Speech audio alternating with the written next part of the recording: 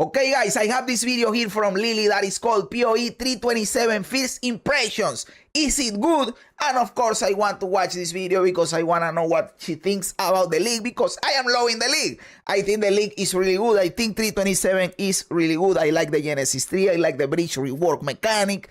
I like the little hands, the grabs that do shed.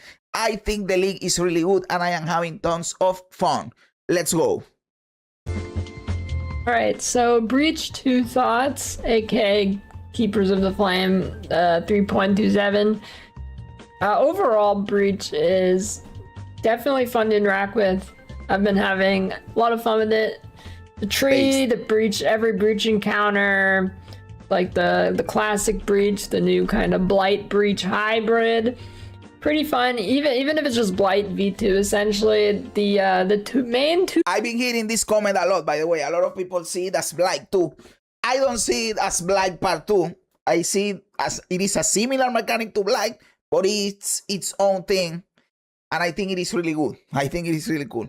I like this one more than the other one, by the way. And the one that you go up to the sky, to the hive, and you get 24 waves, that one is really good. And then you have to escape because the thing is going to explode. Oh brother, it is beautiful, man. Two critiques I have it are, there should be a way to make the waves go faster, and I want the loot at the end to drop faster. Sometimes I'm waiting like 5 seconds for it to stop in non-juice maps. Like it'll drop like nothing for 3 seconds, just like, brother, what build is that? That looks cool as fuck, man. Gold, and then it'll drop like, look, all those spikes. And this is like a melee build, right? Some chaos orbs or something. That's kind of annoying. When I say I want the waves to be faster, I think like they should do in the tree, maybe like a mini Alice tree section for it. Maybe just like 10 nodes max or something. Because if you have a fast build, the waves do take a while. And then I know a lot of builds struggle with it. So I don't think it should be faster by default, but like you get the option to upgrade it, you know. Now the tree itself, the Genesis tree, the birthing tree, the womb gift tree, very fun. I've enjoyed it so far. It's really fucking cool. I have not heard someone complain about the tree. In fact, the complaints that I have heard is that it is too good, that people are getting 6 links too good, and now selling 6 links by trading is not as profitable or whatever the fuck. So the complaint is that it is too good. Man, come on. I like the Genesis 3. I think it is a cool mechanic. Definitely OP for rare gear. Definitely very OP. A lot of people I saw were saying it's not that OP in the video I made about crafting it. But these people, I don't think we're taking into account the amount of time it takes to get this gear. The amount of time it takes you to get this gear is like no specialized crafting. You don't need to farm corpses and like Necropolis. It's very fast to just pump out tries. I think people are like, oh, it's nowhere near as OP as Necropolis. Well, like, yeah, like straight up what you get is not, but Necropolis was so much more effort and time. And for the giga crafts in Necropolis, like, it would take you a really long time in SF, right? In the tree, you just make it give birth 10 times every hour or whatever if you're being efficient. And then it might be fun to recombinate the gear you get from the tree, since you get a lot of bad bases, right? Tonight, by the way, I came to the tree and I said, guys, look at this. In fact, I am going to put the clip. I said I am going to get a divine right here. Boom! I drop a divine right there. Let's do this. This is a divine right here. Soon bear fruit. Let's go.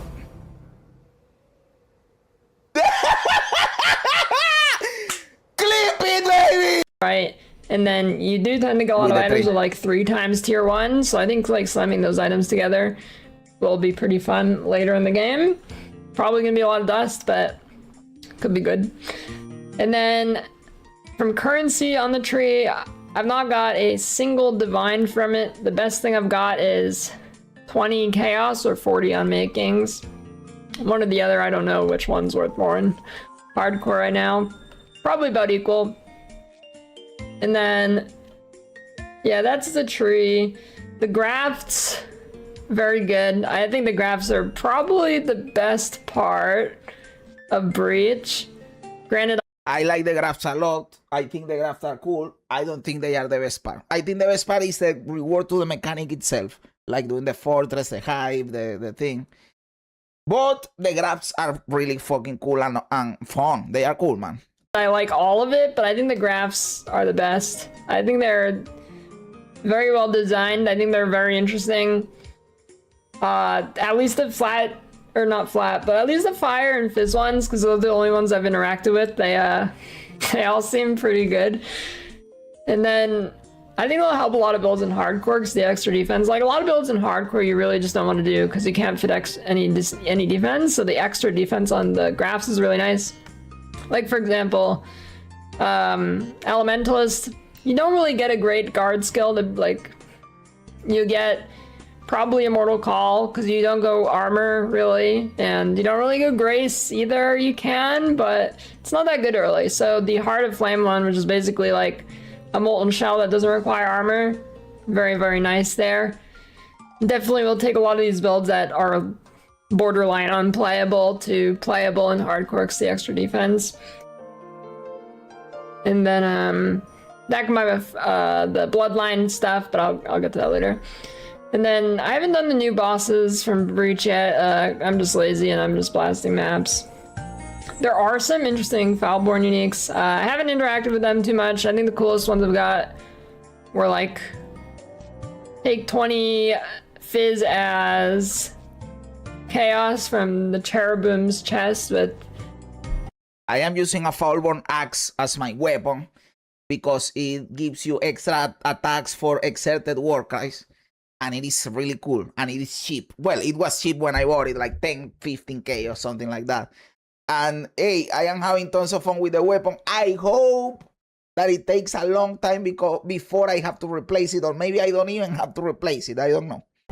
Chaos damage. There's the Blue Dream, which converts lightning. In general, I also think that the Foulborn uniques are a good idea, and in practice they are being cool and fun, right? Which is the idea that the tree can give you a unique that has an special modifier that is Foulborn modifier, and it can only come from the tree. That is really cool. That is really fucking cool. 2 energy shield, jewel, intuitive leap that can click keystones. It's like a huge radius or whatever, and you can click it from anywhere. Definitely some interesting ones. Haven't interacted with them too much yet. The Bloodline Ascendancies now, I think they're very good and will help build diversity a lot, especially in hardcore, by providing some extra damage or defense to certain Ascendancy. The Ward one looks very, very good. I do want to give that one a try. Now, I think pretty much every Bloodline has a decent node. I don't really know what people were expecting with Bloodlines. Some are better than others for sure, but I saw a lot of people saying they suck. And I like Bloodlines, the Bloodline Ascendancies as a concept. I know that some people wanted them to be powerful, but I don't think their intent was to be powerful. It was just to be a complementary system to your normal Ascendancies, right? Some builds, some Ascendancies, you have 2 points around that you can move around, that you don't know what to do with them. You use them just because, oh, I have nothing better to use. Then you can maybe put them in a Bloodline Ascendancy, right? That is the idea of the system, a complementary system to your main Ascendancy, so that you still feel that you are, I don't know, a Slayer, and then you get a complementary team, right? You steal a power from a Pinnacle boss, something like that, and then it is cool. That is the idea of the system. I wouldn't want the system to be completely OP to the way that now you have to do this thing. So I think that it was a good idea to be cautious with the amount of power it gave you. Maybe they can make it a little bit more powerful. I think it is fine as it is. And I like the idea of the system a lot, and I am glad it is in the game forever, because the Bloodline Ascendancy system is not only for the league, it is a core mechanic that is staying in the game, and I think that is cool. Also, the way you get them is also cool. Oh no, you have to go and kill X Pinnacle boss.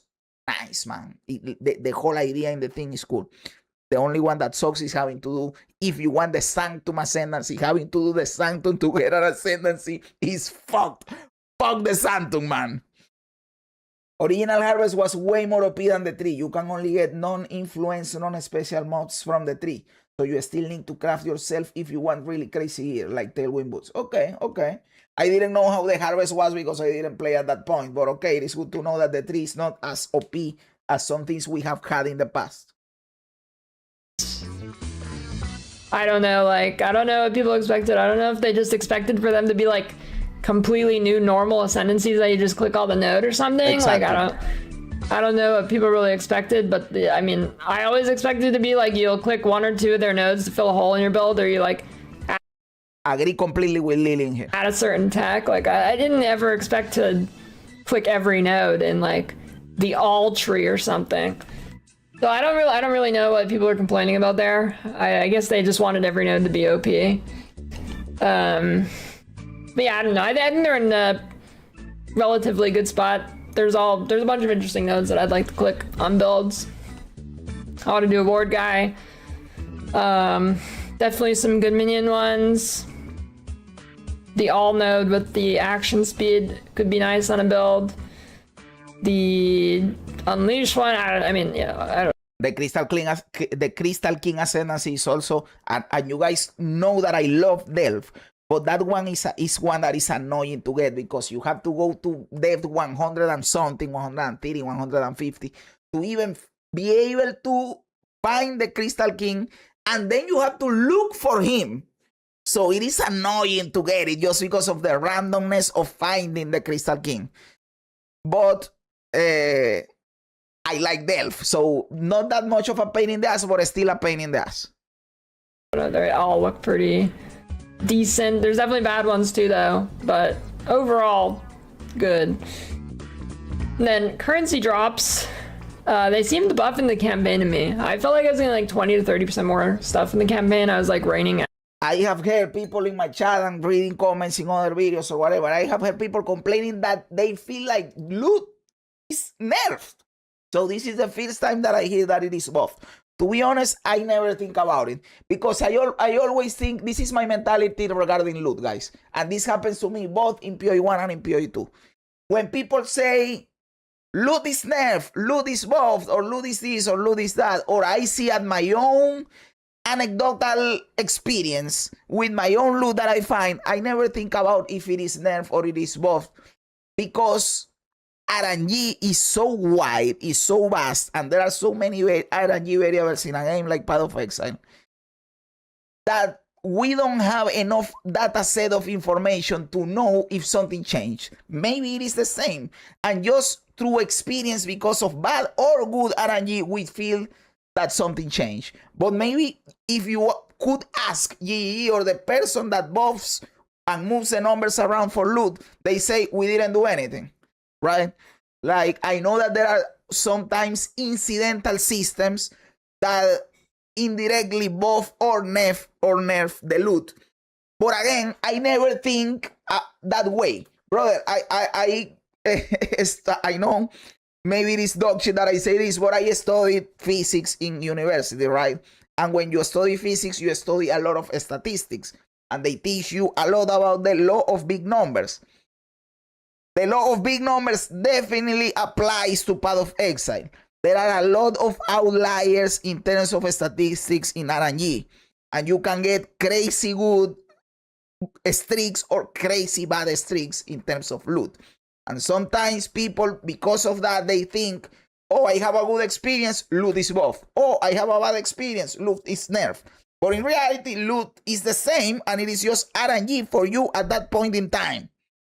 So I normally, unless I can see proof that loot was changed, somehow I normally don't believe that it was nerfed or buffed in any way until they say, hey, we did it. Or something like that. Or it can be proved empirically with experiments or whatever. Alks and stuff. Definitely from the league mechanic. League mechanic was really, really good for loot in the campaign. But currency drops from just like the ground, I feel like they're nerfed in endgame. Level 97.5 on one character with like 400,000 kills. And then I have another level 90 character that I had, which died. And then I've only dropped one singular divine, which previously is within reason, could just be unlucky, but definitely a bit less than I normally get, for sure. I have gotten 3, 2 from maps and 1 from the 3, from the Genesis 3. 3 raw divine drops so far. Yeah, I don't know. I mean, a lot of people are saying they're getting like no divs and stuff like that, and bubblegum currency is really expensive in hardcore, so yeah, I don't know. Don't know for sure how bad that is yet. Hard to tell just playing alone and whatever, but I have heard general sentiment. Divines are gone. I don't know. And then gold gain seems a million times better than me. Previous patches, like pre-T17, it felt terrible. Like, you were scrounging for gold. You could barely afford the town. It was like grueling. Now, feels pretty good now to me. I'm getting a decent amount. They lowered gold costs for a lot of things and increased the amount you got. So far, very good. And then overall build diversity this thing, I think it's very good. I think there's a lot of viable good builds, even as starters this season. Like, a lot. Especially with, like, graphs and bloodlines. Which I guess bloodlines aren't for starters, but alright, grafts. Very, very good. I think the diversity, it's in one of the best spots it's been. I mean, it's been really good for a while, but, you know, there isn't that many giga OP builds over other things. I mean, there'll obviously be a meta build or whatever, but like in terms of starters, it's basically just slams and wands that are like really good. And then I am playing a slam. Earth Shatter, Juggernaut. But you guys know that I do the roulette. The roulette gave me a Juggernaut. I went with Earth Shatter, and I have to say, I am liking it. You guys know that melee is my jam. I am loving my League Starter, my Earth Shatter Juggernaut. The roulette gave it to me, but there is nowhere it says that I have to suffer with what the roulette gives me. The wheel gave me a build that I like. Hey, I am happy. Everything below that is pretty good still. And then I haven't played wands yet, but I will for my next character probably. Thinking Lightning Water Champion, but I'm not really sure. I could just go Instack or Trickster as usual. But I don't know. Gotta look at that. Yeah, that's overall thoughts of the league. Pretty good. Pretty good. It is good. Servers are terrible this season now. This is the worst the servers have been in many leagues. Oh, it is a servers. I didn't know. I get kicked out of the game sometimes when I go in or out of a map. The game gets me to the login screen, and I thought it was me. But now that she's saying it, now I think that it is a game. I didn't know. Actually, terrible. Ever since PoE 2 came out, the servers have just been junk. I don't know what's up with that. At least we can pause now. Anyways, that's about it. I think, yeah, GG. Okay, I agree with a lot of the points, and with the main point, obviously, I agree. This is a pretty good league. I am loving it. The two leagues that I have played in Path of Exile are 3.26, which was the mechanic was the mercenaries and the originator maps, and 3.27, right? The originators map were there to stay, so the mechanic really was the mercenaries. And now we have the 3.27 with the bridge rework. I like this league better. I am liking this league more. I think this mechanic is better than the mercenaries. I hate the mercenaries. This whole thing with the bridge is really cool, and I am loving it. So thank you, Lily, for this video. I do agree that the league is pretty good. Okay, let me see what you guys have been saying. Users loot was nerfed for sure. Scarabs don't apply to the bridge mobs all over the map. Okay, that is how I say, like an indirect system, an indirect things, something affects indirectly the loot, but they didn't actually change how the loot works. For SSF, loot is way better if you include the tree. In trade, it should not matter at all if loot is bad because of the way the economy works. If less currency, inflation is not as high. You are correct, the Steam Hammer, but you know how the human brain works with the dopamine. Even if the inflation is high, players don't think that much about that. They want to hear the thing drop because it is, oh, a divine, look, cling, bling, bloom, oh. And that is what is fun. People like to have more divines even if they have less purchasing power. Just because, oh, I got a drop. You know what I'm saying? The psychology of it. People care more about that than the actual value of the item. What do you guys think? Am I right? Am I wrong? Am I a clown? Am I a genius? Let me know everything in the comments below. I love reading comments even when they don't agree with me. Also remember to like the video, to subscribe to the channel, all that cool stuff. Guys, thanks for being here. You guys are awesome. God bless ya. And remember, don't be afraid ever because this is just a ride.